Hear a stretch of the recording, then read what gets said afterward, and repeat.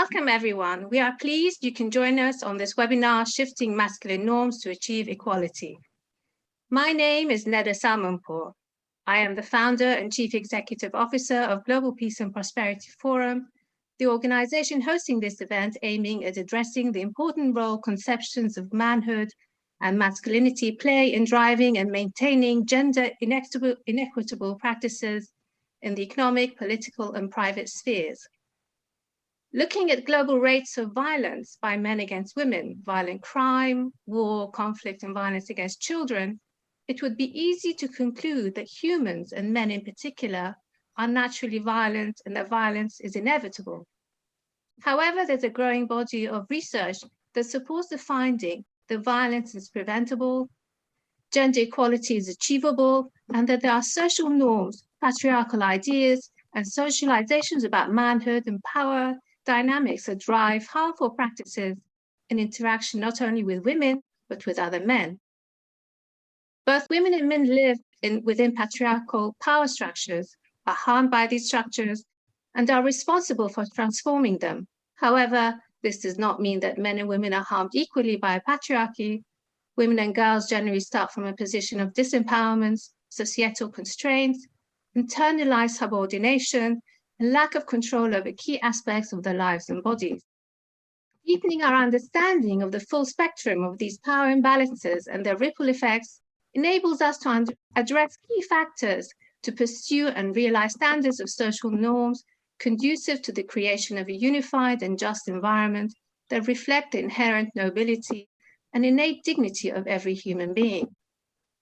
Today, I'm very pleased that we have a stellar panel that will help us unpack masculinities and explore ways in which policymakers and practitioners can embed gender transformative approaches to harmonize individual and collective transformation towards enabling gender equity and equality and transition towards just and peaceful societies.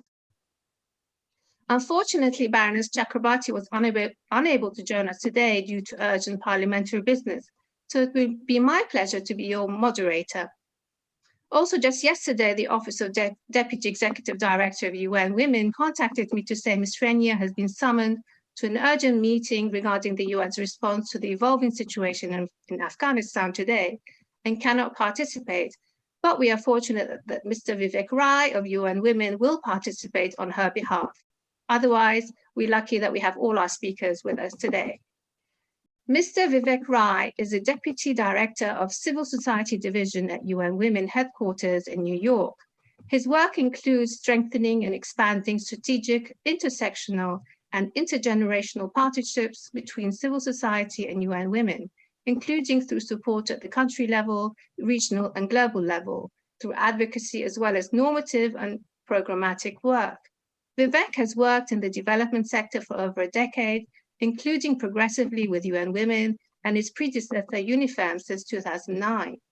Prior to his current post, he helped coordinate the initial stages of the global study on the 5-year review of Security Council Resolution 1325 on women, peace, and security, as well as setting up the UN Women Regional Office for Europe and Central Asia in Istanbul.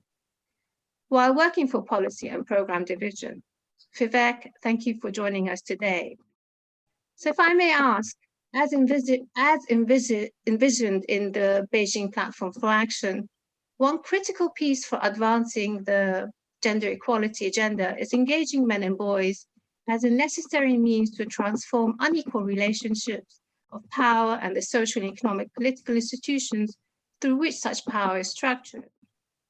Now, dismantling patriarchal power structures requires men's active involvement and moving away from the use of power over women towards a symmetrical power structure, such as power with women, which allows for consultation and collaboration, using individual and collective strengths of men and women to work together towards common goals without coercion or domination. The difficulty in shifting masculine norms has been in changing political and economic structures that perpetuate the power imbalance. Now, given the world is facing one global crisis after another, when women's engagement on equal footing in politics and governance is more critical than ever, what can be done to shift masculine norms that perpetuate dominance?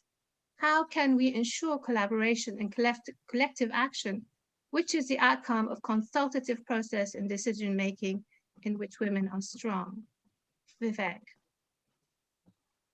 Thank you so much, Neda. Thank you for allowing me to be part of this panel, and apologies again from OSA for not being able to join.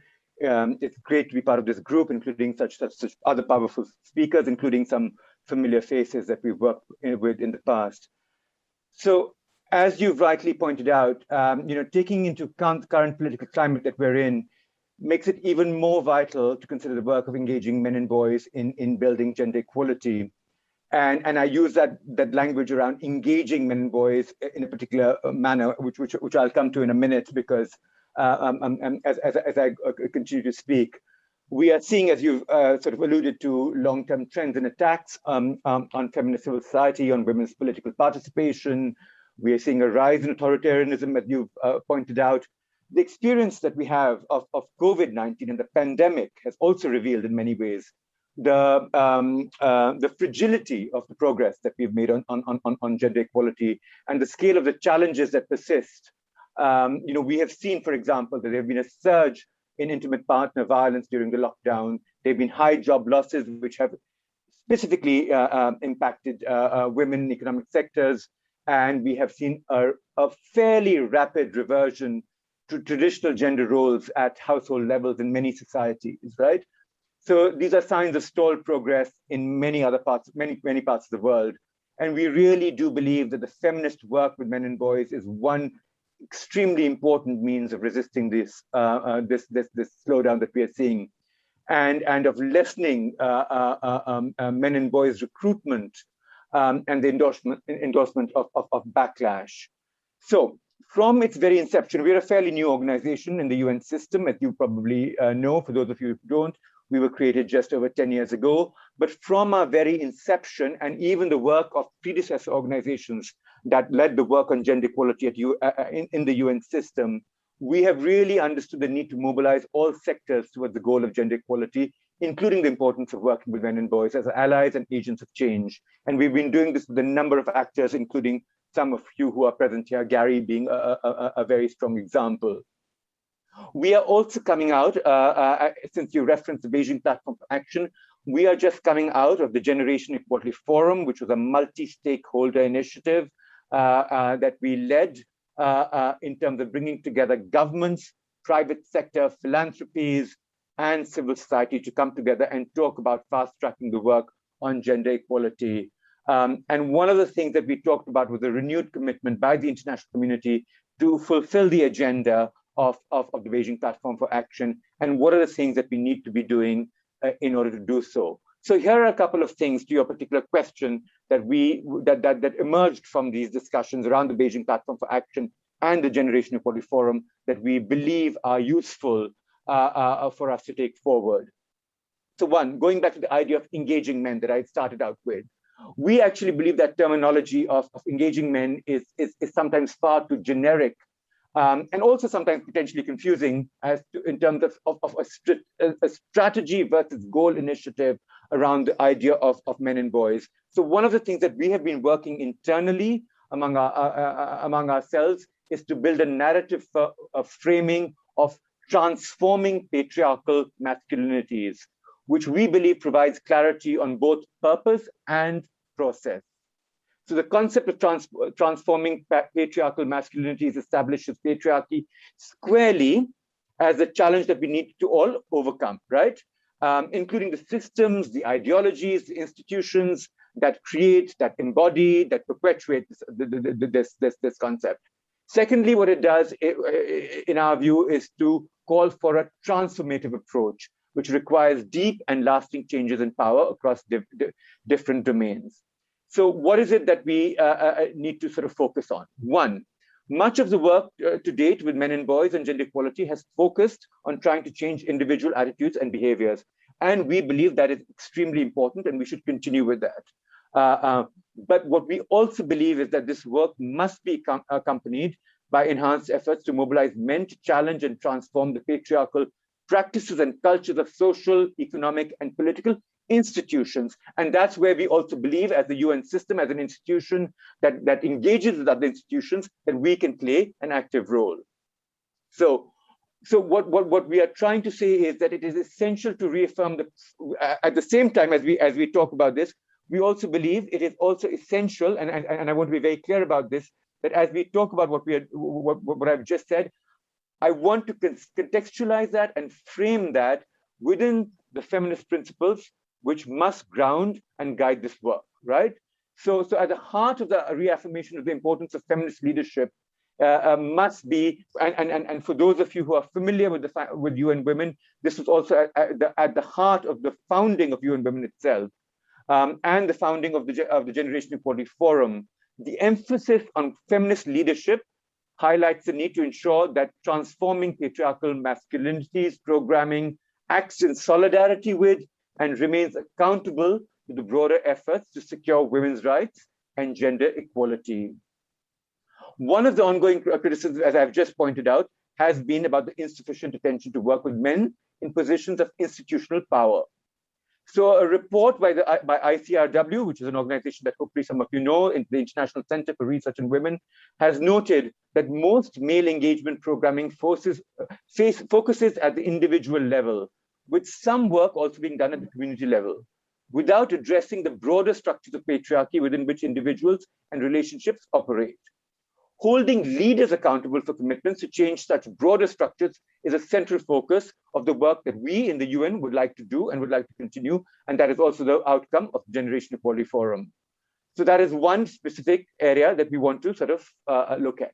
We also believe that patriarchal power is shaped by forces of marginalization and inequality. Women further marginalized by poverty, racism, xenophobia, homophobia, ableism, often face increased risks of many forms of discrimination. Working with men and boys to challenge patriarchal masculinities must take into account these intersecting forms of marginalization, for these to shape men's own experiences and expressions of masculinity. And a number of people who are on this panel have done incredible work in that area, and we look forward to also hearing from them in terms of what they are focusing on. So from our perspective, from the US perspective, and I'll stop here, what we want to do is to build political commitment from leaders and policy makers to speak out and condemn discrimination, invest in women's organizations, enhancing law enforcement, allocating more resources to evidence-based programming, and to enhance social services and support, to tackle anti-feminist backlash, tackle anti-women's rights movements and neoconservative ideologies is crucial for the gender equality movement, and men's engagement must embody this macro level accountability. And for men to call out on media, political office, spiritual and faith offices, and economic leaders on the whole issue of power imbalance and the shift in power structures. I'll stop here. Thank you. Thank you very much. Quite a packed answer. So hopefully we will continue on this level, and be a wonderful learning process for all of us.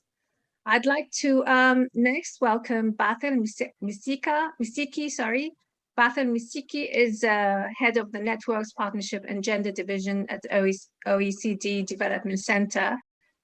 Bathel oversees the Development Center's work on the development narrative and the contribution of its various stakeholders, ranging from the contribution of non-state actors to engaging citizens in support of sustainable development goals.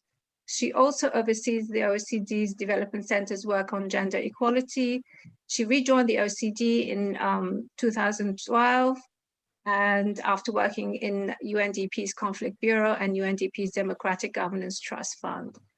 Bathel, thank you very much for joining us today. My question is, the OECD recently published a report, Man Enough, Measuring Masculine Norms to Promote Women's Empowerment, which identifies and describes 10 norms of restrictive masculinities to be urgently addressed within the political, economic, and private spheres. Alongside these norms, the report highlights gender equitable alternatives which support women's empowerment in practice. By mapping available and ideal indicators, the report claims to provide a roadmap for efforts to measure changing norms of masculinities. In doing so, the report seeks to support policies to transform masculinities by facilitating the creation of more and better data on masculine norms. Perhaps you can share with us some of the norms discussed in the publication that have a cross-cutting impact on women's empowerment in the public, economic, and private spheres. Thank you, Nida. It's a pleasure to be here, also to recognize familiar faces. Before I jump into the report and the norms, let me just start with an anecdote. As we're speaking now, there is a parent-teacher conference for one of my kids. And of course, I said I can't go. And of course, I feel guilty. And my kids don't seem awfully compelled that maybe you should be their dad attending. So, I just want to say this is why we need to shift masculine norms, because it is not a given that women, should be going to parent-teacher conferences while the men are actually engaging in conferences or doing their job. So that being said, why did we do this report? Because it's not just about women. We know that now. It's about engaging men as well. And it's not a zero-sum game. So it's not whatever they will lose, we will gain. It is not like that. We have established that there are norms, what people find acceptable, what it means to be a man. There are 10 norms of restrictive masculinities, meaning that this is what society believes is the role of men, and that confines men to their traditional role as the dominant gender group. And why is that an issue? It undermines women's empowerment and gender equality. And it also has detrimental consequences for men themselves. So 5 of these 10 norms are part of the economic and public sphere, so anything outside the home, and 5 are part of the private sphere. So it's a simplification, but I just wanted to highlight that whatever pertains to the public or the private sphere is actually connected, because all of them have consequences on gender equality. So, for example, the norm that real men should not do any unpaid care and domestic work because they are working so hard outside in the public sphere and economic sphere means that the demands of childcare, cleaning, going to parent-teacher conferences, caring for the elderly fall on women's shoulders at home. So that, of course, limits our ability to engage in education, paid employment, training, but also leisure activities. So there is a consequence to that, which is that women are often associated, and you see that on the job market, to care professions at large. So this is more seen as women's work, for example, the domestic worker, the caretaker. And the issue is, and we've seen with the COVID crisis, is that those are the most vulnerable jobs. They're often low pay, low social status, and if they are informal, you can lose them even more easily and have no social protection net. Furthermore, we see this as an important part of the multiple norms that keep men from taking paternity leave. So why is there a world effort, at least in OECD countries, to have more paid paternity leave? Because it's been demonstrated that if you spend more time in the early years of your child with the child, you're more likely to be associated with the life of the home. And therefore sharing the burden of unpaid care work more equally. But it's not just about laws, because as we've seen in Korea, there is a very generous paternity leave now. However, only 20% of men have actually taken it.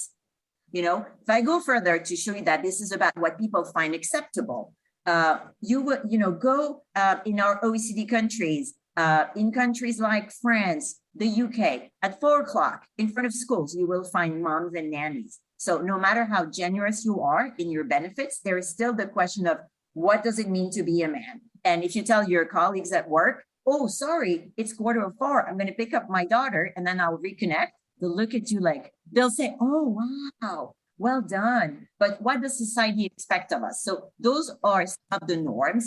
But again, paternity leave uptake still is very low in the world because a lot of respondents, so I have a figure for you, in 27 countries where we have data, because data is very scarce. In 27 countries, 18% of respondents on average declared that a man who stays home to look after his children is less of a man. And in Korea, people who think that if you stay home with your kids and you're not a man, that's 76% of respondents. Can you imagine? You cannot change norms if the community is not on board. So again, this is one of the aspects that we highlight in the report. And another of these norms with clear cross-cutting consequences is that real men should be the breadwinner for their household. And this is a very strongly held belief. And it does have consequences also on what I was talking about on paternity leave, because I recently found out that in France, we've just changed the law. Now we have 28 days for dads as paternity leave. So it sounds super, super good. I think society was ready. However, you're paid the social security rate. So combine that, meaning you're going to make peanuts for the duration of that paternity leave. You are expected by society to be the breadwinner. And this is how you want to see yourself. So what do? You end up taking like 3-4 days, and then you think, oh, well, I need to bring money to the home. So this costs money. If we want norms to change, we're going to also have governments to be a bit generous so that they can give the right kickstart. So real men should be the breadwinner for their household. This is what traditional norms tell us. This explains the labor force gap that we observe. We call it occupational segregation. In 2017, for instance, across the 28 European Union countries, 43% of respondents declared that the most important role of a man is, well, there's no big suspense here, to earn money. And in Bulgaria, up to 80% agree to this. So you can do whatever you want. Laws are very important as an indispensable base, but norms are stronger. So attitudes like that stall progress. In the G20, the Brisbane goal, which aims at narrowing the labor participation gap, has actually not narrowed that much. The gender gap narrowed in less than half of G20 countries between 2017 and 2019. So what does that say? That also, and that was not a time of crisis, that norms will evolve very slowly. So we need to look at them, measure them, so that we can actually see whether we're making progress. So I'll stop here for now, and thank you very much. Thank you very much. Maybe for the paternity leave, they should make it use it or lose it like they do in the Nordic countries. Thank you, Bartha, for that very much. Next, I would like to invite Gary Barker. Gary Barker is CEO of Promundo US and co-founder of Instituto Promundo Brazil. Gary has worked for 25 years in more than 40 countries to engage men and boys in achieving gender equality and end violence against women and girls. He is co-founder of MenCare, a global campaign working in more than 50 countries to promote men's involvement as equitable, non-violent caregivers, and co-founder and board member of Men Engage, a global network of NGOs working in male allyship for gender equality. He's also co-founder of the State of the Fathers report and leads the International Men and Gender Equality Survey, the largest ever survey of men and gender equality. Gary, we just heard the restrictive masculinities identified in the OECD's report and its impact on women's empowerment. It would be good now to understand masculine norms and its relation to violence. So while policy approaches to address violence range from legislative reform and enforcement of protective laws to media campaigns, community and school-based programming and services for survivors, It is clear, as we just heard, that law alone is insufficient to prevent violence and inequity. It's also clear that a deeper conceptual understanding of masculinities and how they work in terms of violence is integral to prevention work and transformation. Can you please elaborate on harmful masculine norms? What are they and how they work? Thank you, Gary.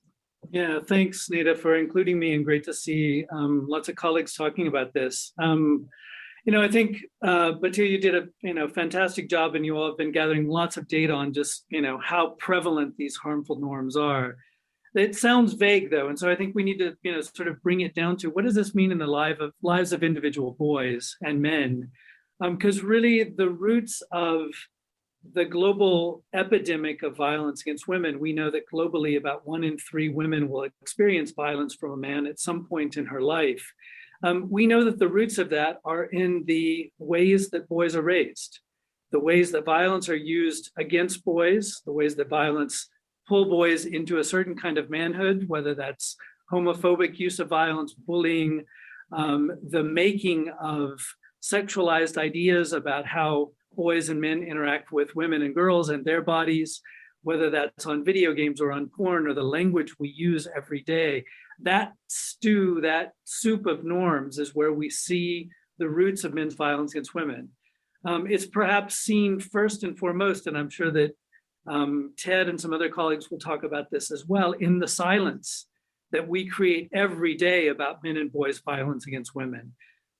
We have a lot of big headline cases that we've been looking at in the last months, whether it's Harvey Weinstein or R. Kelly or Andrew Cuomo. That list could go a long way, of all the silence of other men and sometimes other women around that violence. So we're sending messages to our sons every day that this violence is acceptable, and we are making trauma in our sons' lives as they witness this violence at home. So really, as we think about these norms, I think it's important to acknowledge that is where we make the harm in boys' lives that too often leads to the harm that shows up later on. And we know from, you mentioned the images data that we've done of across more than 50 countries, as we look from the data point of view of what drives men's violence, men who witness violence in their home growing up by their father or another man against their mother, are 2.5, 3 times more likely to use violence later on. If they experience violence in childhood from peers, teachers, or others, they're also more likely. If they believe in these harmful norms, they're also more likely. So I think it's important to call out that that's where we make violence. And so that calls us to think about programming that, as Vivek said, has to go beyond just the individual level. We got to think about how we change how often we make that violence a normal part of boys growing up. And how I think it's also important that we come into this. And Batil, you mentioned this as well, of finding boys and men's our stake in a gender equitable, non-violent world, that these norms and this violence in the lives of men, this causes harm to us as well. And so partly what we're trying to frame our work around is to say, our sons come into the world like our daughters, longing for connection and love and caring and to be empathetic. We don't come into the world as men as violent. We are made so. And so I think that puts it on all of us, governments, schools, the online creators, all the spaces where boys and boyhood is made, for us to let boys have that legacy of being loving, caring human beings. And I really like that Batil brought in the caregiving aspects, because I do think, as I think about our violence prevention work, it is not simply telling men don't use violence. It's trying to say what to fill your life with. And we do believe that care and caregiving, connection and empathy, those are the things that we need to call out as the norms that we want. I will stop there because looking forward to hearing from our colleagues and for a dialogue about it. But yeah, I just want to, as you see in the picture behind me, I kind of come into my office or my workspace every day remembering this look of a 3-year-old boy coming into the world wanting to connect in his deep humanity is really what we're after. Thank you very much, very much. That was interesting. I also now have the pleasure to invite Justin Baldoni. Justin Baldoni is the co-founder of Wayfarer Studios and is a director, producer, actor, and social activist. He's also the author of the book Man Enough, Undefining My Masculinity. Mr. Baldoni is best known for portraying Rafael Solano on the CW satirical romantic dramedy Jane the Virgin, as well as directing the films 5 Feet Apart and Clouds, which he also produced. In his book, Man Enough, Undefining My Masculinity, Mr. Baldoni reflects on his own struggles with masculinity. He challenges men to be brave enough to be vulnerable, to be strong enough to be sensitive, to be confident enough to listen, encouraging men to dig deep within themselves. Justin Baldoni helps us to reimagine what it means to be a man enough, and in the process, what it means to be human. Justin, you have admirably shone a light on the ways in which masculinity is conditioned, socialized, and harnessed in a very public way in your book, Man Enough, Undefining My Masculinity, which charts your own journey as a young man to adulthood. Self-reflection is a valuable tool to challenge power imbalances, dismantle unhealthy norms about masculinity, and promote transformation towards healthy norms. It takes courage to be honest with oneself and humility to reflect on one's actions in front of others. You've also been active in inviting other men, celebrities, to connect and engage in your podcast on a very public platform and be vulnerable in front of everyone. What do you think has been the positive outcome of breaking the code of silence of what men and boys go through by sharing your story? And how has connecting with others helped you along your journey of undefining your masculinity and helped others who have engaged with you? Justin. Thank you so much, Nada. Hey, everybody. So happy to be here with you. My man, Ted. By the way, look at this, Ted. Got your book right here, my man. Anyways, I'm just so happy to be on this panel with all of you. What has been the positive outcomes? I mean, this has been quite a journey. You know, unfortunately, there weren't a lot of men in my position when I first did my TED Talk in 2017 who were talking about this. So it was a very interesting response. There was a very public attack isn't the right word, maybe it is, by men. Just kind of putting me in a box, calling me names, all types of things. But there was a very large private response from men.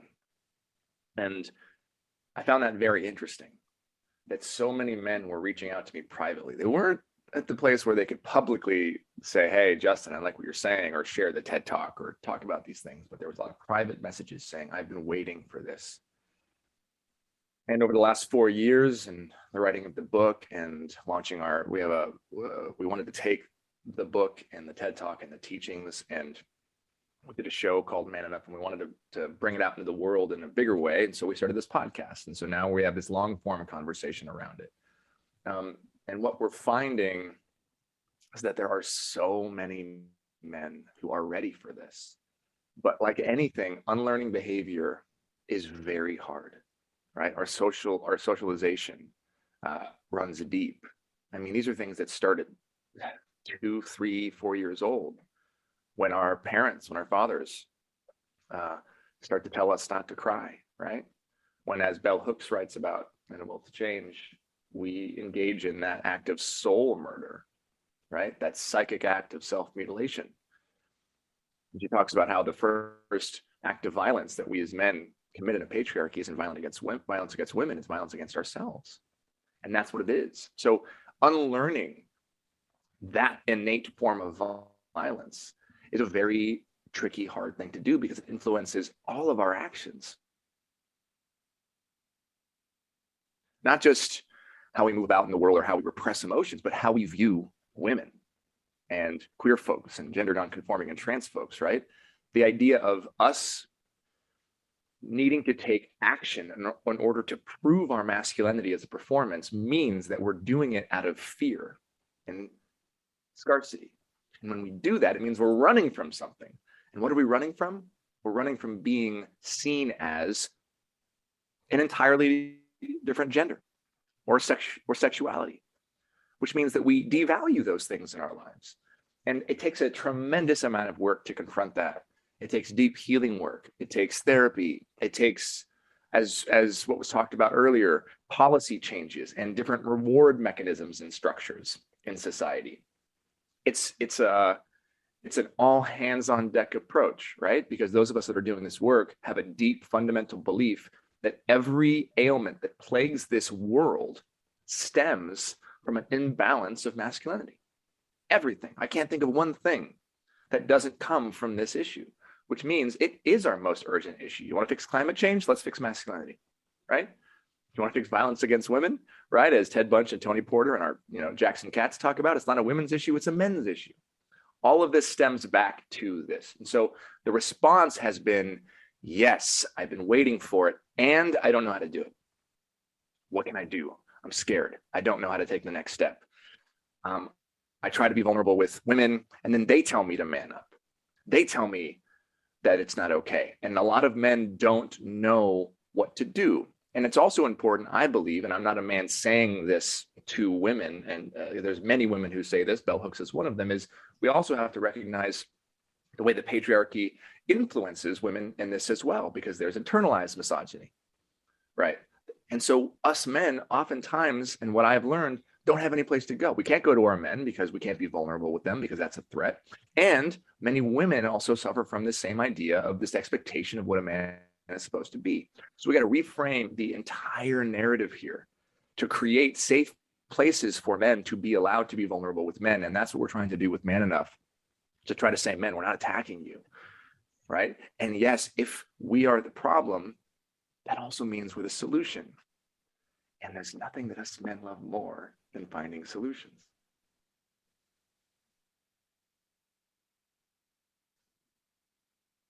Thank you. Thank you very much. It's so nice to hear a perspective from a man going through it and being vulnerable and showing us exactly what you are actually going through, because it's a different looking at it from a feminist point of view. We're always looking at what we're suffering, but it's nice to know also what men are going through.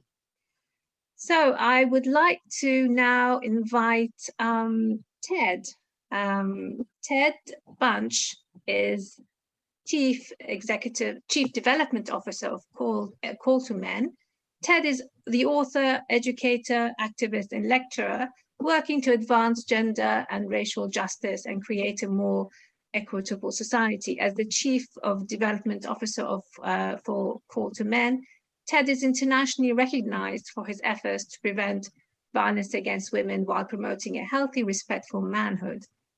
Ted Bunch is an adjunct professor at John Jay College of Criminal Justice. He is the former director and co-creator of the largest program for domestic violence offenders in America. Ted is also the co-author of Live Respect, I think if I said that correctly, Coaching Healthy and Respectful Manhood curriculum designed to prevent violence and bullying in schools and sports. Ted, masculinity intersects with other aspects of identity, such as ethnicity, race, religion, ability, age, socioeconomic status, among others, to produce multiple masculinities and different experiences of being a man. It's also important to understand intersectionality and acknowledge other forms of discrimination and disadvantage that intersects with gender inequality to help drive violence.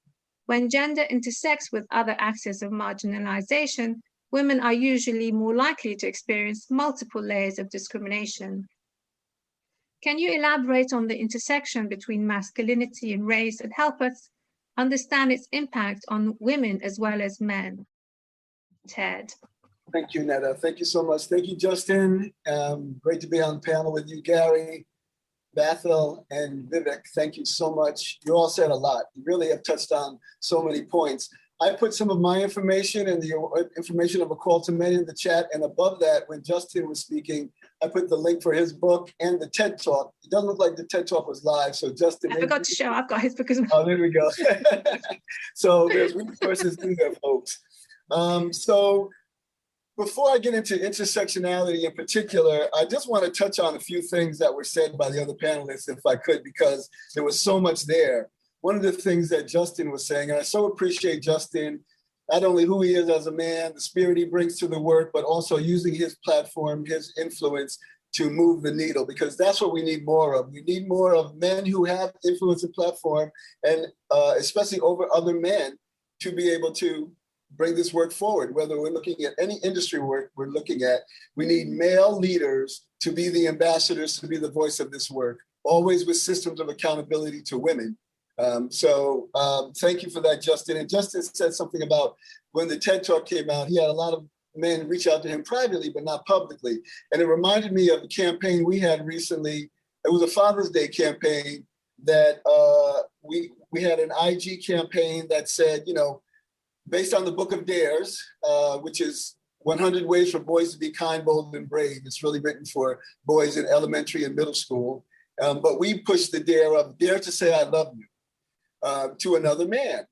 And we thought it was a great idea, and many men thought it was a great idea, but very few did it, right? Because that collective socialization, how we're taught to be men, or that man box we're expected to live in, says that you're not supposed to do that. That if you show affection or love for another man, then that must mean that you're not heterosexual, and then heterosexism comes into it, homophobia comes into it, and the glue that keeps the man box together is homophobia and heterosexism. So as woke as many of the men in my life, and even who support our organization are, many also couldn't do it. So we have a lot of work to do, because it's all connected. How women are treated by men and how we treat each other and how we engage with each other are all combined.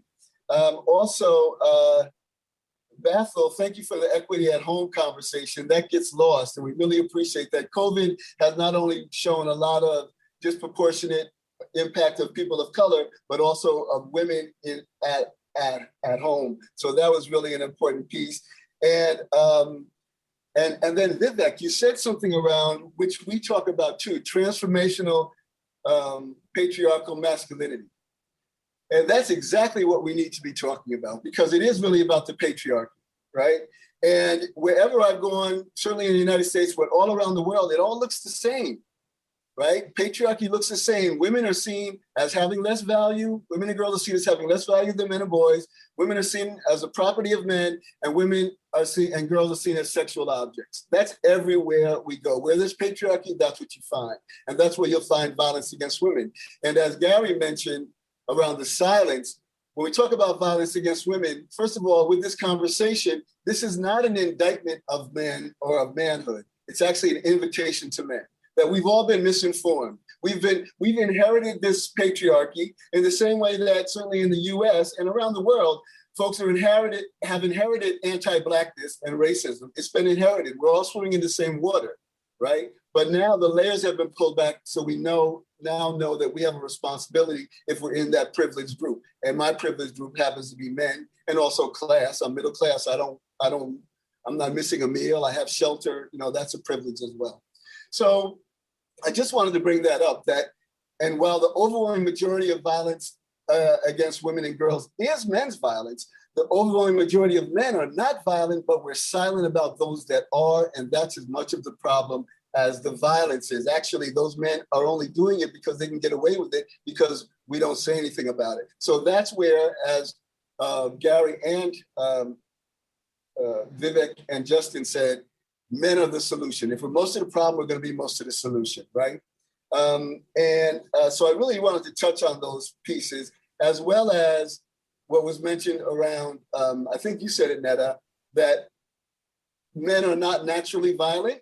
It's assumed that they are, but we're not. It's not embedded in our DNA. It's embedded in our socialization, the aggression, the power and control, the misogyny, all of those things. So when we look at all of that, and I'll just try to wrap up to get to the piece around intersectionality in particular, we have to look at, certainly, I'm going to just talk about the United States. When we look at masculinity and race, there's clearly a difference of how white men experience race and masculinity, and Black men, for instance, and then men of color are within that also.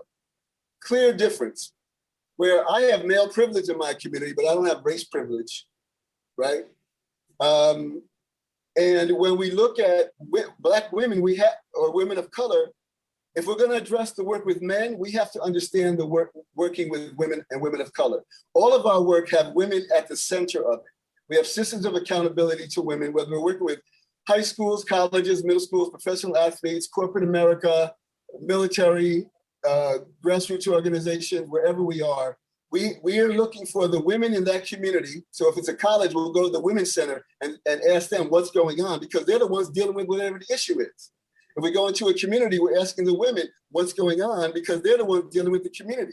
As men, as well-meaning men, myself, Gary, Vivek, and Justin, if we got together and said, okay, this is what we need to do to solve violence against women, not only are we going to have blind spots, but we might do more harm than good, because we don't know what we're talking about.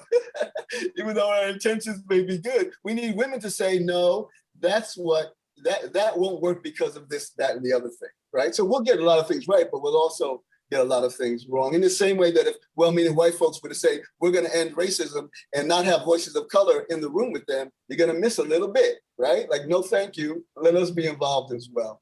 So when we look at Black women in particular, I'm talking about the United States, but this would be anywhere.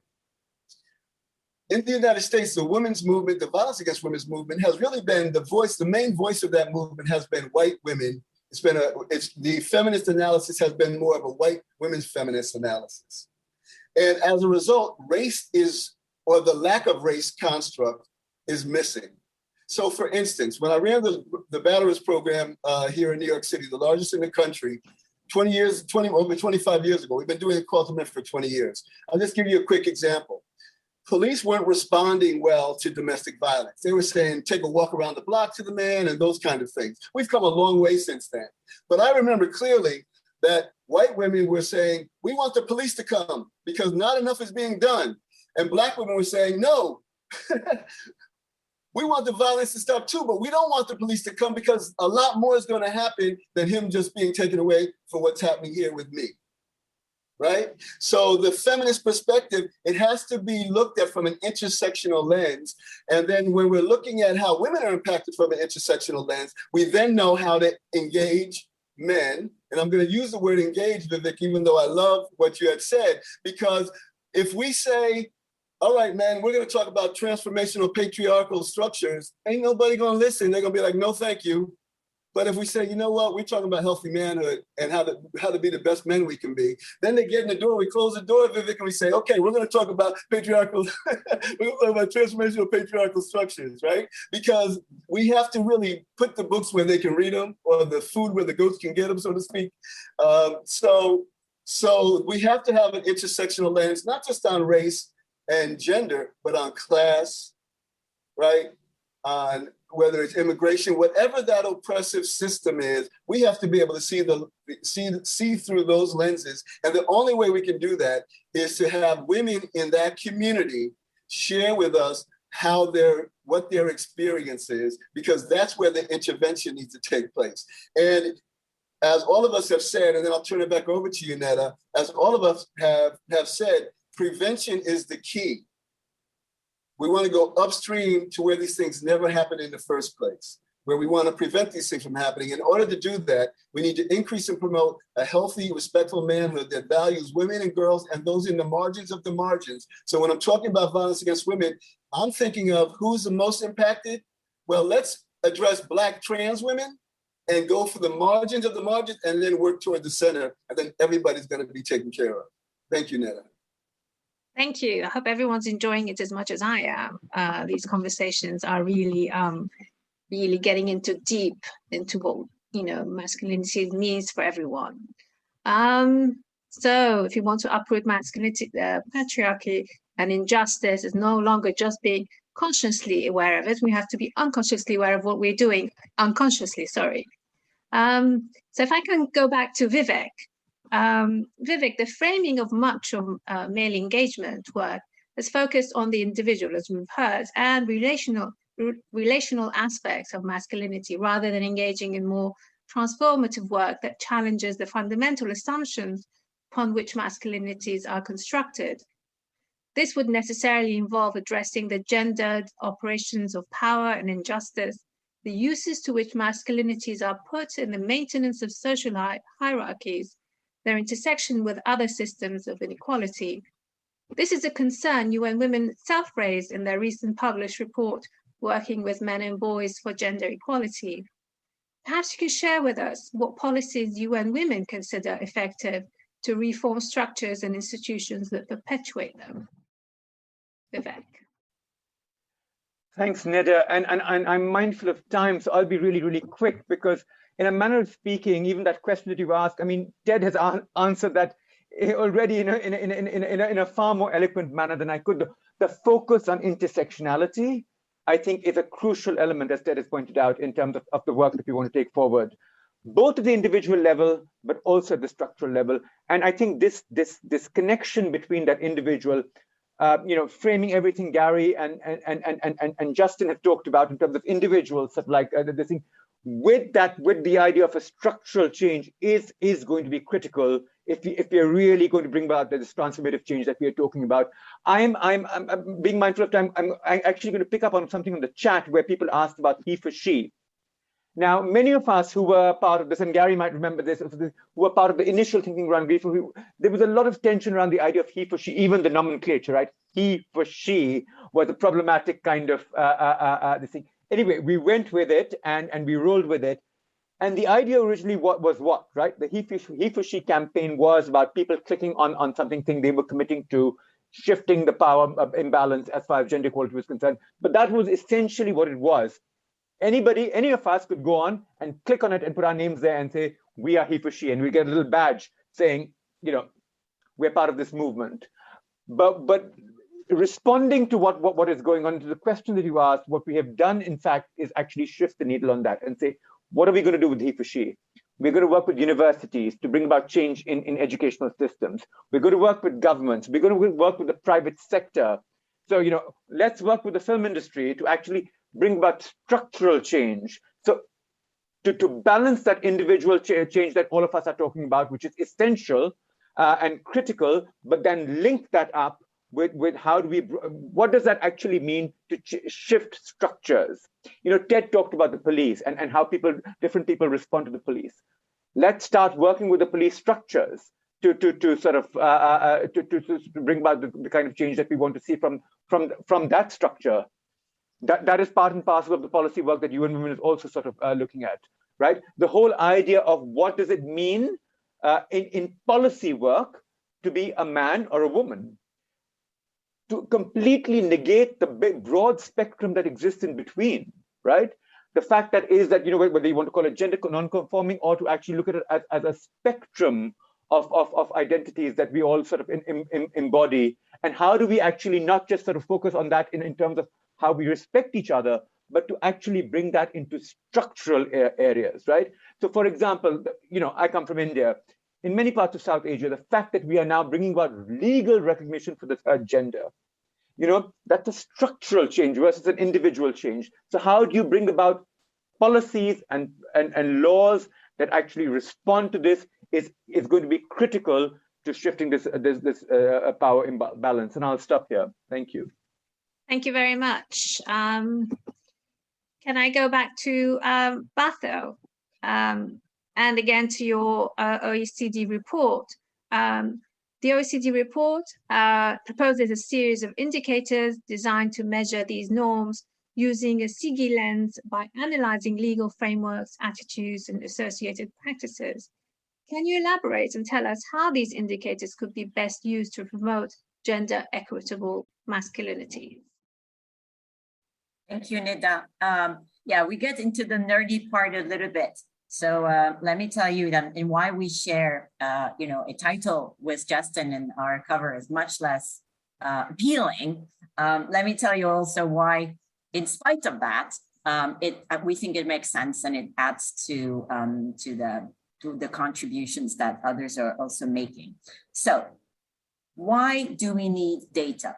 When policymakers, develop policies, make decisions, they will look at data, right? Because that is not an opinion. That tells you, the way things are, or at least what people think. So we need to be able to collect quality, comparable data on masculinity, because otherwise the campaigns, the policies on paternity leave, the ad campaigns. How do we know that it's working? So with partners like Gary, we are about to embark on a data collection journey in selected countries. But let me tell you a bit about the type of data we're interested in that is critical to understand masculinities better. So our framework looks at 3 types of data. Attitudinal data, and those are super important, very hard to collect. They reflect the beliefs of a society. And we believe that it should be all the population, not just men, because masculinities are the product of society as a whole, not just individual men. You will find very conservative women, in conservative frameworks that will actually, fuel these traditional forms of masculinity. So it's very important to also find out, for example, on violence against women. In our work in Burkina Faso, we found out that violence is actually, accepted by women. They think that a real man provides, food for the home. Actually being beaten, if you've not been a good wife, if you have burned dinner, is acceptable. However, a man who does not provide for his family, that is not acceptable. That's not a real man.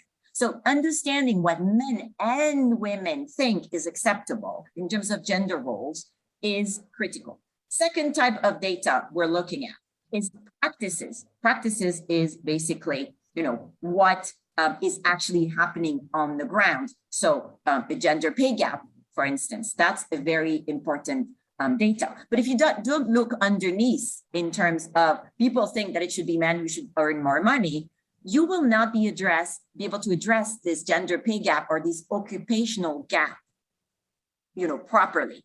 It is not about creating, not enough women are, on the job market. Let's create more jobs. No, you have to see the underlying factors of these practices. You do need to understand the practice, but that's not enough. And finally, legal frameworks. If, we still have countries where, if a rapist marries his victim, he's not convicted. So unless we have frameworks that are conducive to more equitable masculinities, we will not be able to move forward. So it's a set of that we need in terms of data. So our own work with SIGI, we've been collecting, data on norms and laws for about a decade. And so the next step is that we want to look at, data or using this framework, which has, 10, we look at 10 dimensions of masculinities to be able to see whether policies are working, whether change is actually happening. So this is really what we have in store, and we'll tell you more as we narrow down. We will be working with probably 2-3 countries in sub-Saharan Africa with our partners who have been on the ground. It is not about reinventing the wheel. We will connect with local NGOs, with the likes of Promundo, Care International. We want to bring all forces, but really our main motto is we need good comparable data if we are to make progress. So I'll stop here. Thank you, Neda. Thank you. So let me go back to Gary. Gary, I think one of the most explicit manifestations of gender inequality is men's use of violence against women and girls. Despite increased attention to the issue, statistics are still staggering. Many believe that violence is natural and normal, and we've just heard that this is not the case. But this viewpoint not only reinforces and justifies the display of dominant forms of masculinity by men, but it also impedes gender equality in prevention efforts. Establishing the links between masculinities and the violence that men direct towards women is therefore critical in violence prevention efforts.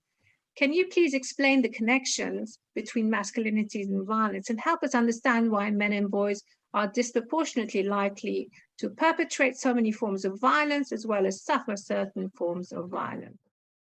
Gary. Yeah, how long do we have to talk about how we make men's violence? I think at its simplest level, and I think we've all been saying this, we make men's violence by the violence that we inflict on the bodies of men and boys every day in far different ways that, as Ted articulated so clearly, by which men we're talking about. But we know that globally, and like Batil, we believe in making data great again, because it does tell us, what really drives this. 80% of boys and men, as we've seen in surveys around the world, experience some physical violence from other men growing up. Data we have in the US, 5% of us experience violence from another man every month, just in the last month alone. We make men's violence and boys' violence every day by how we carry it out. I will share a personal story because I feel empowered to do that by Justin and Ted, who, and others who have made this space possible. I witnessed a school shooting growing up in my high school in Texas. An incident of, you can, as I say that, you can instantly place what it is: a white man with a gun, white young man with a gun, using it against others, while 200 of us watched. One young man, a fellow student, killed that day. We see this, we make it happen by lots and lots and lots of other things that we have to talk about, the structural as well.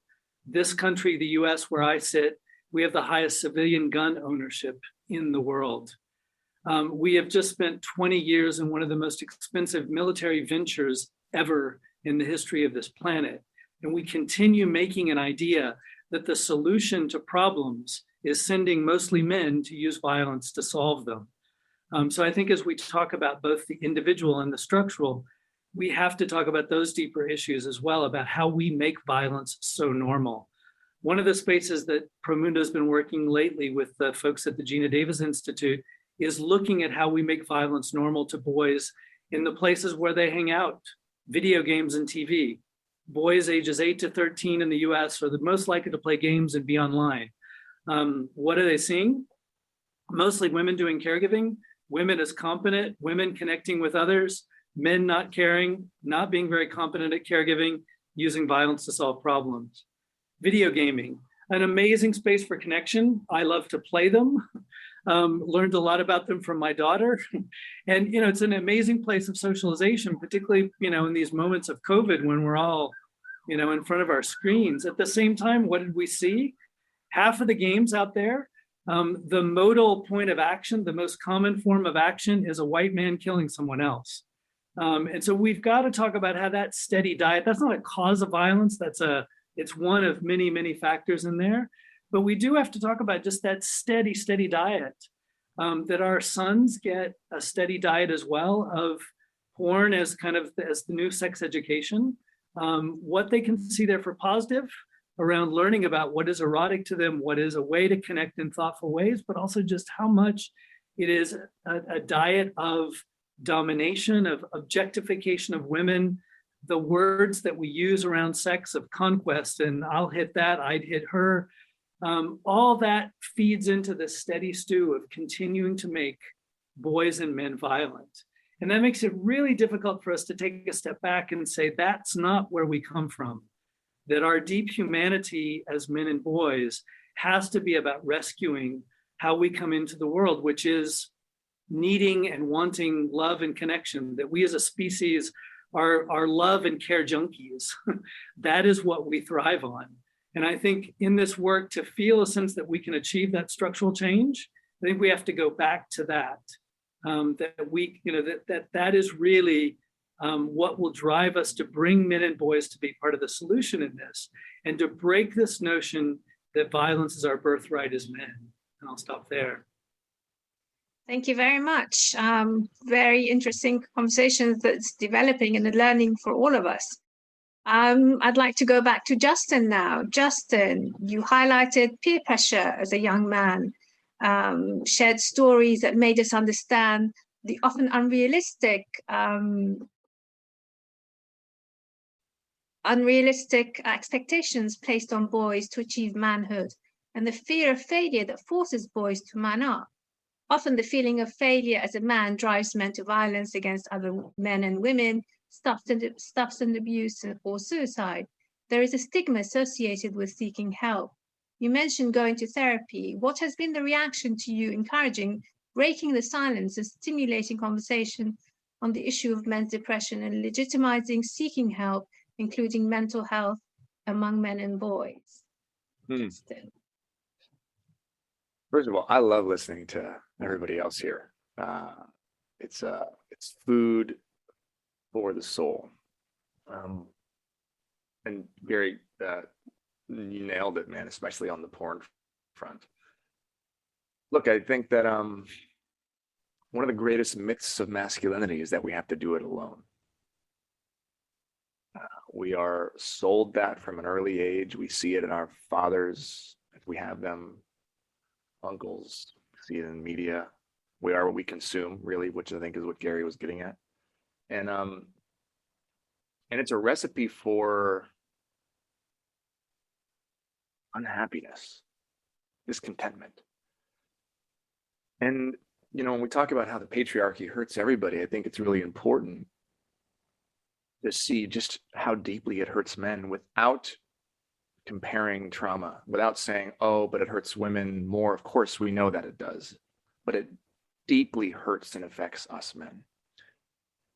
And as important, and this might be controversial, but as important as everything is that we're saying, the deep structural policy changes that have to happen, we will not make any progress in gender equality until men feel seen and heard, and their pain that is caused from the patriarchal system is acknowledged.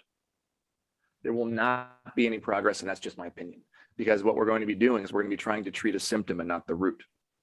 The root is always pain, unexpressed emotions, feelings, hurt. Hurt people, we know that, but healed people heal people. So we have to just acknowledge that. And back to your first question, what you asked me earlier, one of the sweetest things from me has been just seeing how many men feel seen, but knowing that the vast majority of my followers, if you will, fans, are women. I cannot tell you the amount of messages and comments I've received since putting this book out, which was frustrating at first because it's like, God, where are the men? I even joked about it in my TED Talk. Where are the men? Why is it only women? But the women have been coming forward and saying, this is the first time I'm a survivor. I'm this, I've been through this. This is the first time I've ever felt compassion for what a man goes through. And it's helping relationships. It's helping men have conversations with women in their lives and saying, hey, I went through this too. And you can trace it back, as Gary was talking about, you can trace it back and you can see that we are learning this stuff. We are being programmed like robots, right? And when we engage in that act of soul murder, when we sever ourselves from our hearts, we lose empathy and compassion and sensitivity, not just for other women or other men, but for ourselves.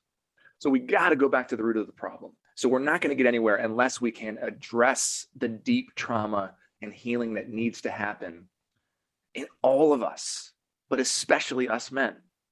Now, therapy, as an example, is something that has been stigmatized for the weak because as men, we're not allowed to be broken. You cannot be broken as a man. If you are broken, you're worthless. Why? Because of the pyramid scheme that is patriarchy. You have to get to the top, and you can only get to the top by being impenetrable, right? And if you're broken, you've been penetrated. There's something wrong with you. You can't be a leader. You're not fit. Right? That's why we can't even admit when we fail or when we don't know the answers to things. So there's a whole stigma around therapy that's tied directly into everything else that we're talking about. Real men don't go to therapy. How many times have all of us here that are listening had a couple friend that was going through something and the woman wanted to go to therapy and the men just didn't? I'll do it for you, as if they're not the part of it, as if they're not also broken or needing healing. But what ends up happening when we finally do step in to that room, when we finally do engage in this reciprocal relationship with somebody who has a vested interest in me being a better human being, is you start to recognize that there are a lot of deep things that need to come out. Because all of that repression, all of that soul murder, right? That psychic act of self-mutilation, all of that stuff is sitting in our body somewhere, and it gets expressed, as Gary said, and the only acceptable thing that we've ever learned is an emotion that we can share, which is anger and rage and violence, because that's how we prove our masculinity and our worth. Not emotional intelligence, not sensitivity, not compassion. If these things were rewarded, it would be different. But that doesn't sell, because we always apply capitalism to our lowest common denominator of human nature. right? That's why we're attracted to train wrecks and car wrecks on the other side of the road. So therapy has been a really, really sweet thing for me because I'm able to address the root cause of why I still, to this day, despite being somebody who deeply believes in gender equality, am predisposed to screwing up and hurting other people, right? The unwiring of the 10-year-old who was introduced to pornography for the first time when he was struggling and feeling isolated and alone is still something that pops up in my head today. And all of the messages I learned from pornography about how I view women in the world is still what I have to unlearn. We will always be on the journey of unlearning. So what we need are more men in positions of power that other men view as masculine, that other men view as successful in the pyramid scheme of the patriarchy, to acknowledge that they have insecurities, that they struggle, that they have anxiety, that they experience depression, that they've been broken up with, that they've been cheated on, that they've been whatever. We need to show and start to normalize perceived weakness, which isn't weakness, it's just humanity. And once that happens, we can start to heal. But it has to be normalized, just like everything else we talked about, right? Like parental leave, right? Like maternal leave is an example. All of these things have to be normalized, not just the policy, but the taking off of work, like what's happening in Sweden and the Nordic countries, right? It's got to be cool. But how can it be cool? You got to witness and watch other men do it first that have platforms. It's always the joke, right? Sure, we say that pink is for girls and blue is for boys, but if LeBron James and the Lakers came out with a pink uniform next year, then the next generation of gender norms would switch. And we already know that pink and blue were switched actually at the beginning. That was the original, right? Pink was actually considered masculine. So all that to say, it's a reframing of the narrative. It's about going in and healing and understanding that it is the most masculine thing you can do to challenge the patriarchy, to go in. That is true bravery and strength. Thank you. There is so much healing that needs to be done, both for women, men, and all genders. There's so many different variations of how people consider themselves in the gender sector of things. And reframing is going to be a main thing about how we reframe our social norms so that we don't go through this process of patriarchy. Can I now turn to Ted? Ted, school-based interventions are being recognized as an important space for scaling up engagement with boys on shifting masculine norms. Schools, colleges, universities are also unfortunately spaces where boys are exposed to rigid, violent, and hyper-masculine norms, such as bullying, sexual harassment, and other forms of violence and discrimination. Can you share with us some aspects of Call to Men's curriculum designed to dismantle the man box in schools, colleges, and universities in preventing dating violence, sexual assault, and bullying in schools and sports?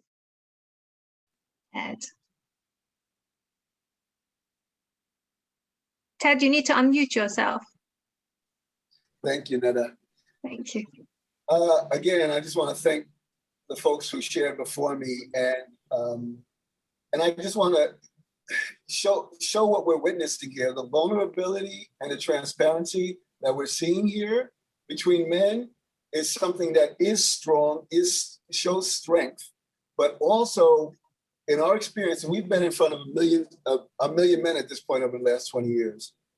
And when we open the door to have this conversation, men are a little bit concerned about walking through because what they've been told about it, but they want to walk through. And when they do, they're thirsty for the conversation because we've all had to live with this in this man box, with these rigid notions of manhood we've had to live up to. And it's not only the trauma, but the shame of not being able to live up to those things, and how our society, our parents, our communities put that shame on us. So there's a lot of trauma. And at A Call to Men, we always say that the liberation of men is directly tied to the liberation of women. That's the only way we're going to be free and we're going to be our full, whole selves, because that's where the humanity lies. Women are actually closer to full humanity than men because of these rigid notions of manhood.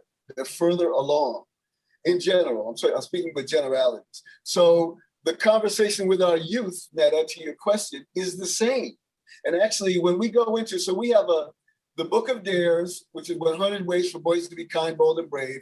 We have a curriculum called Live Respect, which is coaching healthy and respectful manhood. All of those things are in the chat, in the beginning of the chat. With that, and Live Respect, that curriculum we wrote with Scholastic. So it's very educationally focused, and it's all around gender equity, inclusion, healthy masculinity, authenticity, men and boys being their full authentic selves. So if you want to play football, that's great. But if you want to go and dance, you should do that too, right? Those are the things. So when we go into the high schools and the middle schools and even the colleges, and when we talk to professional athletes, because many of them are 22 years old, we go in saying that, and I'm able to do that because of my age, that whatever they've learned about manhood and masculinity, they've learned from men like me. And I'm one of the well-meaning men, but we've all passed this socialization down to them.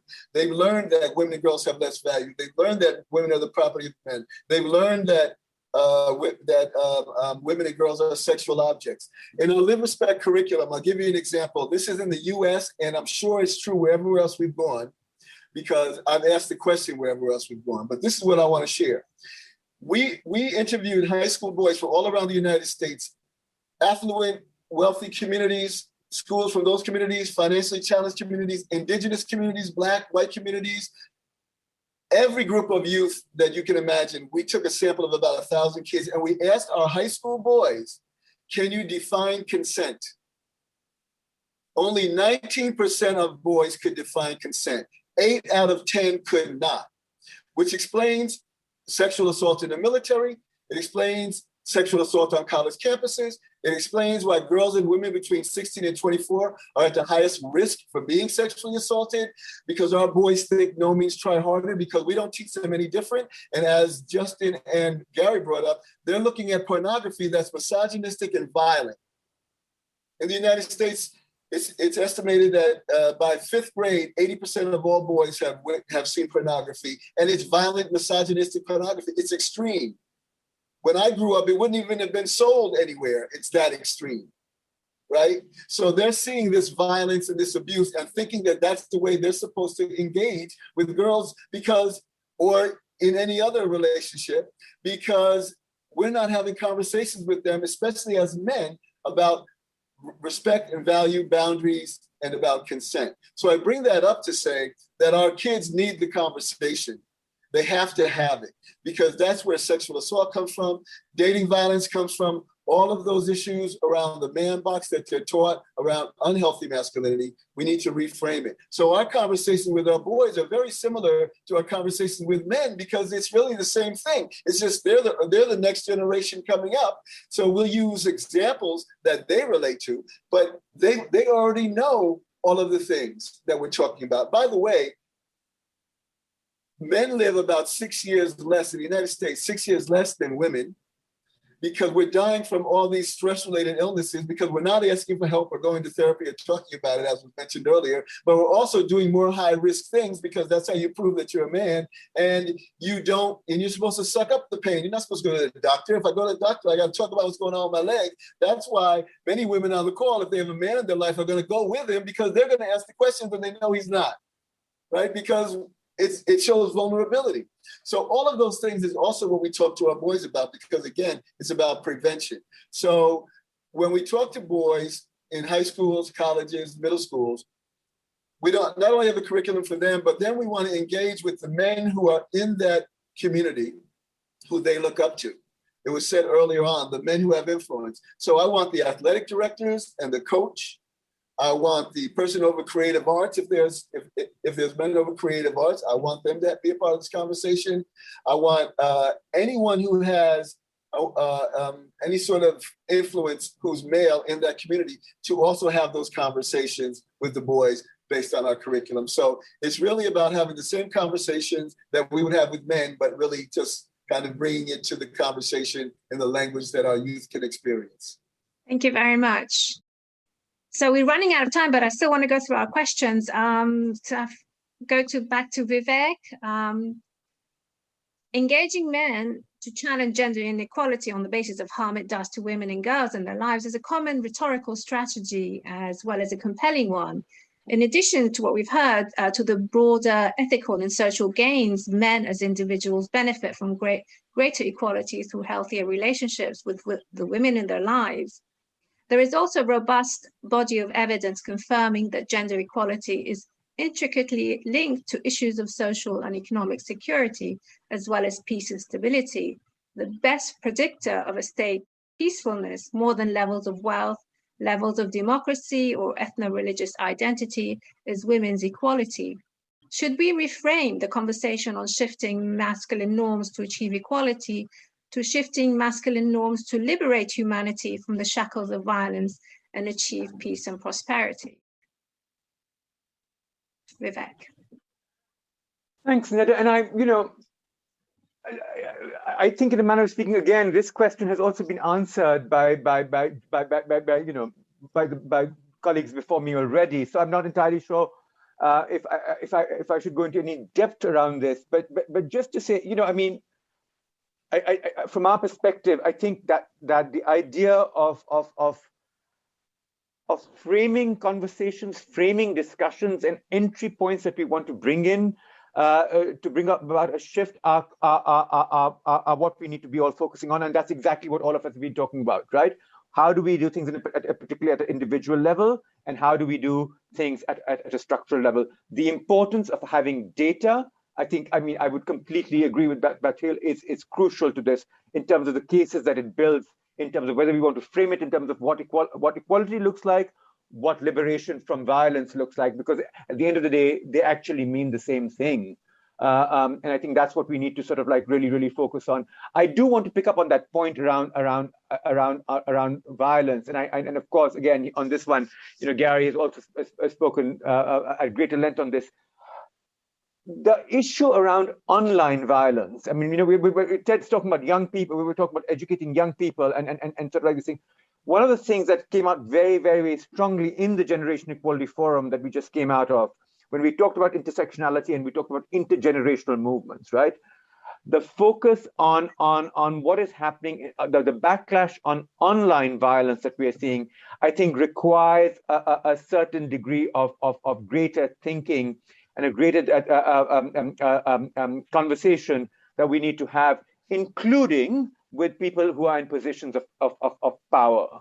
And I think here, the conversations that we need to be having with companies, whether it's Facebook or other platforms of that nature, not to sort of single out one particular platform, but across the board, I think are crucial, because we are seeing a shift, especially in the world that we live in right now, where everything is so much more virtual than it's ever been before. We are starting to see the shift of this manifestation of violence that was happening at a physical level, which continues to happen within the confines of one's homes, but also to a strong pushback that is happening at an online level, especially as you see advances in gender equality that are emerging in different parts of the world.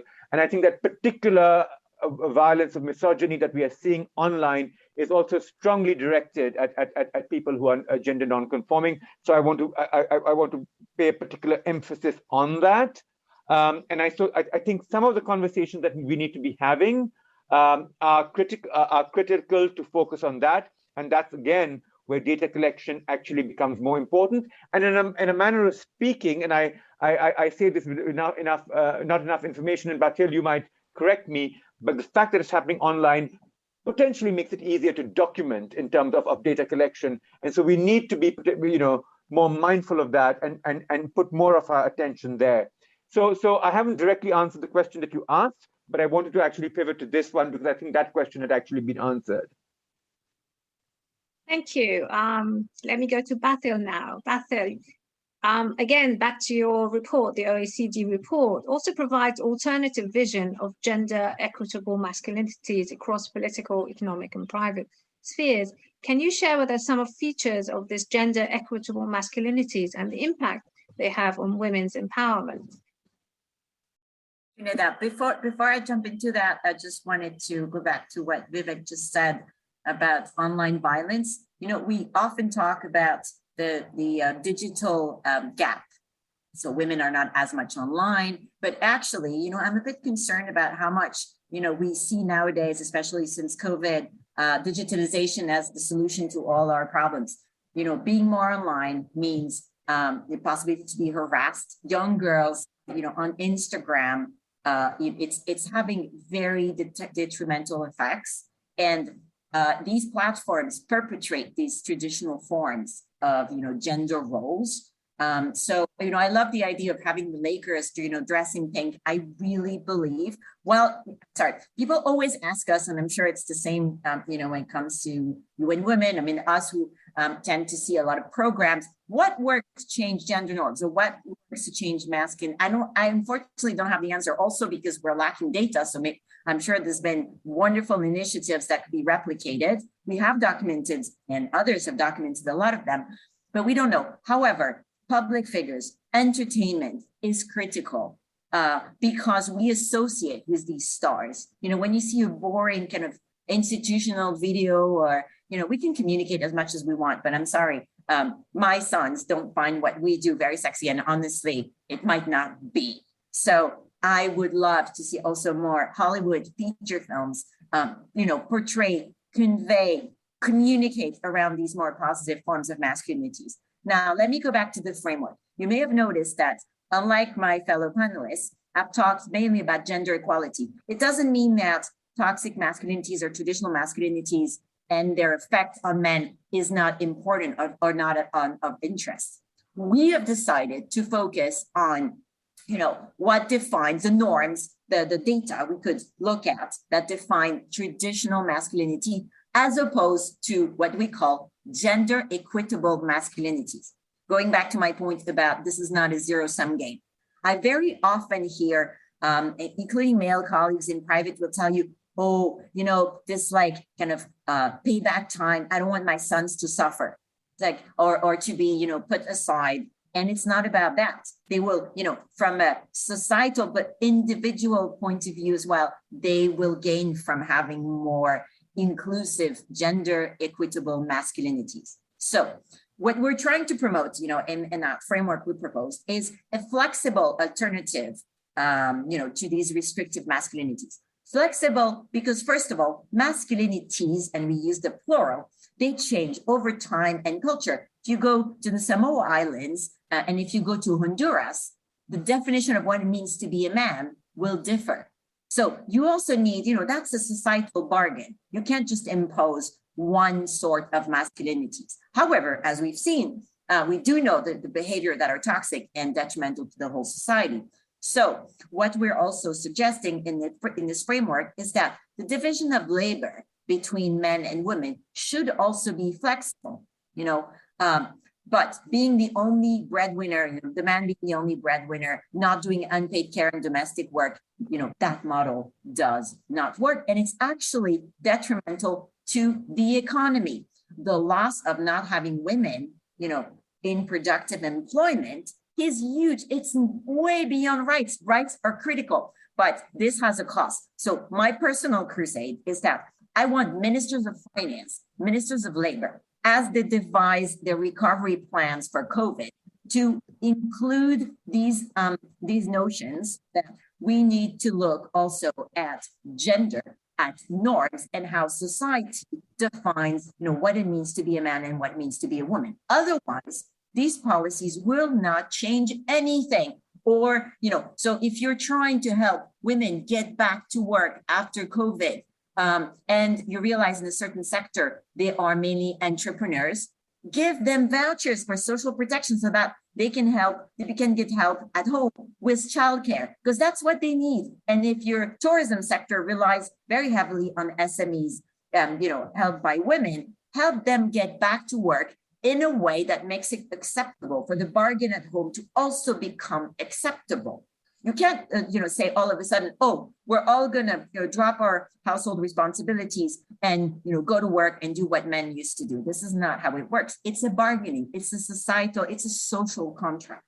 So in any case, we're proposing a framework of gender equitable masculinities that can benefit everyone, especially men and boys themselves. So that's really the goal. And of course, the ultimate prize, as has been discussed on this panel with passion. It's true. It's been a pleasure to listen to all of you. is that at the end of the day, the prize looks like declining rates of gender-based violence and violence against LGBTQI people, diminished gender pay gaps. Doesn't mean men have to be paid less. It means equal pay for equal work. You know, if you have budget for a person in your company to do a certain type of tasks, if you have the budget, then whether it's a man, a woman, you know, somebody who's non-binary, they should be paid the same. So it's not about taking away something to give it to somebody else. This is really not the thinking. So anyways, success looks like more women in decision-making roles and lower degrees of gender-based segregation in the labor force. So it starts, as Vivek said, you know, there are individual things which are our responsibilities as citizens. There are things that need to be done as a community. And for that, you also need data to realize that certain things are happening. You know, I'm always amazed when I see the figures. You know, I'm French, I live in France. When I see what people think, you know, 1/3 of people think that if mothers work for a pay, children suffer. So I'm thinking, as I'm speaking to you now, if I'm listening, you know, if some French people, are, you know, listening to me, they must be thinking, shouldn't she be preparing dinner? It's 7:30 in France. Shouldn't she be with her children? No, of course they wouldn't come clean on that. But think about that. In the world, 1 out of 2 people thinks that if a mother works for a pay outside of the home, the children will suffer. Just think about that for a second. That every time that us women, you know, we used to go on mission, we used to go do work trips. Every time we would go, people would say, oh, who's looking after your kids? And you're like, oh, my husband. He's like, oh, wow, he's wonderful. Yeah, my husband is hero. Well, when he's traveling, nobody's telling me I'm a hero, by the way. So, you know, we need to change collectively. So I came up with an answer. I say, you know, my kids don't need any attention. They raise themselves. They're self-reliant children. So in any case, so this is, I have this call other than for data, because this is something that we need to look at and work on. But you, all of you, as citizens, the way you raise your boys, the way you think yourself as women in terms of what is acceptable, what isn't, you know, that's in your own hands. And then as a society, we need to make these norms change. They will not be equivalent everywhere, but I truly believe that we're moving towards a more gender equitable masculinity framework. And so all of you on this panel, you know, is proof that, you know, we're getting there. We will succeed. So thank you very much, Neda. Thank you very much. I'm so enjoying this conversation. And I think we all believe, you know, that we're looking for empowerment for both sides. It's nothing to do with one against the other, or disempowering men, or emasculating men, or you know, we want a healthy, happy relationship, healthy, happy world for all. So I'd like to go back to Gary. Gary, Promundo's training modules have been described as gender transformative curriculum. Promundo's Program H, which promotes critical reflections about gender norms through workshops and youth-led campaigns, has been integrated into schools settings in Brazil, India, the Western Balkans, among other sites, through partnerships with ministries of education and the development of an online training portal for educators. Drawing on Promundo's experience in diverse settings, can you highlight what has been the most effective in violence prevention and challenging harmful masculine norms? Thanks, Neda. You know, I think first it's important to acknowledge where that approach came from. I moved to Brazil in the 90s and inspired by the community level activism, particularly by women's rights activists. And the guts behind the DNA behind that material really comes out of community-led feminist activism, who taught us a long time ago that the personal is political and the political is personal, and the importance of awareness raising groups to make sense of systems of oppression and harm around us. So really the heart of that methodology comes from that. How can we get young and adult men in a room to let's talk about this thing that we call either patriarchy or masculinity or manhood or the man box, whatever you want to call it. The H in the name of it comes from homens, the word for men in Portuguese, hombres in Spanish, In the US, we call it Manhood 2.0. And we spent a lot of time evaluating it, figuring out what needed to be in it. We talk about sex, talk about consent. Boys, young men practice what we'll joke about and call equitable pickup lines. How do you sort of in thoughtful, questioning ways, how can you talk about expressing sexual desire in equitable ways? We talk about emotions. Ted talked about their, kind of the love test. We'll talk about ways that you express affection, emotions that you can, learning more colors to your emotional palette than anger, as Justin talked about before. We talk about health. Getting men to think about their own health and how, how we die on average 5 to 6 years earlier than women. We talk about care.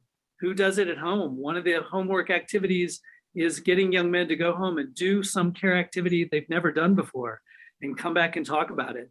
And not to think they deserve a medal just because they did it, but to say, and look at what pretty much often your mother or another woman in the household is doing every day. And we talk about violence, including creating a space where they talk about violence that they've seen or witnessed around them. If we can get young men or adult men to go through a sequence of activities like that, over the course of sort of 10 to 16 hours, we can measure change. And we've done that with randomized controlled trials, all the kind of gold standards of how you measure change, and we can measure it and achieve it. The big challenge is, how do we scale that up? Like getting, 200 young men over here, 200 adult men over there, fantastic. How do we take it to scale? And I think that's the big question. How do we embed it into school systems, after school programming, make it obligatory for certain job training, military, all those places we've tried. And that's really the, kind of the North Star of trying to figure out how we get that approach taken to scale. It's also important that we don't let men, I think Ted said this very well. We don't just let men sit in the room and say, oh, now we've got it. We can figure it out. We're going to go out into the world and make, in patriarchy all by ourselves. We love it when that energy comes out. And most young men coming out of that session are like, man, I want to do something about this. Fantastic. But then we do a bit of, hey, let's do this humbly and step into a space that women have been leading for a very long time. Or if we're bringing the racial lens into it, that people of color have been leading for a very long time. So trying to bring it in with that lens of, yes, step into activism, but we must do this together with women and girls and other activists as well. Our big prize is when we've been able to get school systems to take it in and make it an official part of the curriculum. That happened in Brazil, that's happened in Croatia, it's happened in Mumbai in India, at least in one part of their public school systems. That is also very political, and I think we have to talk about that as well. These materials were taken up in Brazil's National Ministry of Education, and they got kicked out by President Bolsonaro, who called them in very homophobic ways the gay kit, that we were making Brazil's youth gay by talking about healthy masculinity. And these are the political battles we have. A few years after that, we had funds from the CDC in the US doing a randomized controlled trial with it in a few settings. Trump administration cuts off the funds because abstinence-only education came back. Not to mention, everyone knows what the Trump administration said about any gender or critical race discussions at all. So I think it's important to say we can't fix this just by getting the methodology right. We've got political activism to do to say our sons and daughters and all individuals have the right to this information. We got to make these critical reflections officially part of school curricula and other spaces, but it's got to go together with the advocacy and activism to make it part of it. And just wanted to echo what Ted said. It's not just what we do in those sessions. They are powerful. And I think all of us, as men who are activists have gone through sessions like that to feel like we have the voice to talk about gender in different ways. But we also need those around boys and men to talk about this as well. And that's religious leaders, that's coaches, that's police, that's male politicians, that's brothers and uncles and all the rest around boys are also reinforcing this message. So I think that's got to be key to it. And Batil, to echo, I think we need a bigger imagination around care and work and how to break, that is such a root of men's power over women is our economic and political power because we get to be in the world, whereas care work is still 3.5 times the amount of it carried out on a daily basis is carried out by women.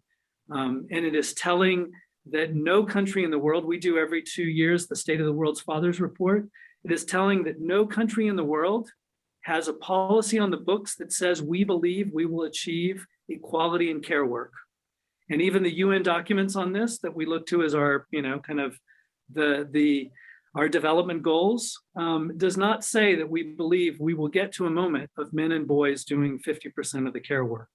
So I think if we want to look at power, who has it and who doesn't, bigger imagination on the care economy or unpaid care work, whatever we want to call it, is such a crucial part of this equation. Thank you for bringing that up. And let me stop there. I want to hear from all of us here. Thank you very much. And thank you for the point about care work. Many of us women who work and raise children, we really feel for that. When I wanted to work, they were like, can you? And just because I'd had children, as if I'd lost my brain somehow in between, the process of having children and then wanting to go back to work as a lawyer. So I'd like to now go back to Justin. Justin, let me ask, you mentioned your belief in the nobility of man, that violence is not an inherent quality, and how as a man, you're now seeking to unlearn and overcome unhealthy masculine norms. Perhaps you can share with us, as a father, what values do you seek to instill in your life and that of your children to dismantle these harmful masculine norms and to promote the inherent nobility of a human being? Big question. Oh, wow. That's a great question. And I also have to apologize because I have to run. They have my schedule. We're running over. So I'm gonna miss hearing my brother Ted speak, but we can talk later.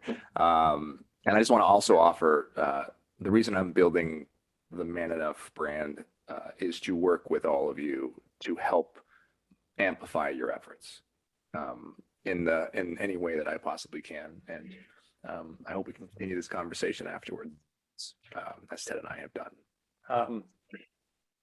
Look, here's what I'm doing. It might be right, it might be wrong. I don't think any of us really know how to parent. I think we're doing our best. We're all just doing our best, and we're doing our best to not transfer our trauma onto our children. So what came to me as I have been doing this work, my son was born 12 days, I think, before my TED Talk and TED Women. And I'm a baby here, right? As Gary said, I stand on the shoulders of women and queer and gender nonconforming and trans folks who've been talking about this forever, and Black folks before that. So one of the things I am doing is acknowledging that the world is going to turn my children into what the world wants them to be. I can't stop that socialization. My daughter's going to be told that she needs to create space for other people, to not be too much, to be pretty, to be polite, to be all of the things. And my son's going to be told to do the opposite, to be loud and boisterous, to take physical risks and demand presence and be athletic and strong and all of the things that the world's going to tell them to be. School, the factory, right, that creates these robots is going to tell them to do these things. So what I'm doing actively right now is individually, I'm trying to reverse engineer that process by building up the qualities that are the opposite of what the world's going to tell them to be. And while it might seem unfair in some respects, I'm focusing much more on emotions and sensitivity and compassion in my son than I am with my daughter, because the world's already doing that, and we already do that as parents. I'm talking about his feelings and expressing them, and constantly asking, I see you feel something. Do you need to cry? Do you need to cry? Let's let it out. If I feel like I need to cry, I just do it in front of him on purpose, because he needs to model it. If he can't see it, he can't be it. Because I know that at school, the opposite's going to happen. And I have this much time to build a foundation and strong roots so that he knows emotional intelligence, right? That type of bravery is more important than what the world's going to congratulate him for and reward him for. And then I'm doing the opposite with my daughter. I'm kind of raising her like a boy and encouraging her to take physical risks and encouraging her to be loud and take up space and all of the various things that we want boys to do, because I know that the world's going to try to reverse that. So it's an experiment. It might work fantastic. It might blow up in my face. I really don't know.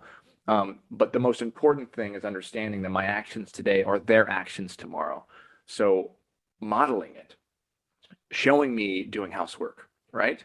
Having consultation and communication with my wife. I also think modeling imperfection and not knowing the answer, and oh, daddy had a hard day today. Daddy was really sad today, really struggling today. Showing them that I'm not a superhero, bringing myself down to earth.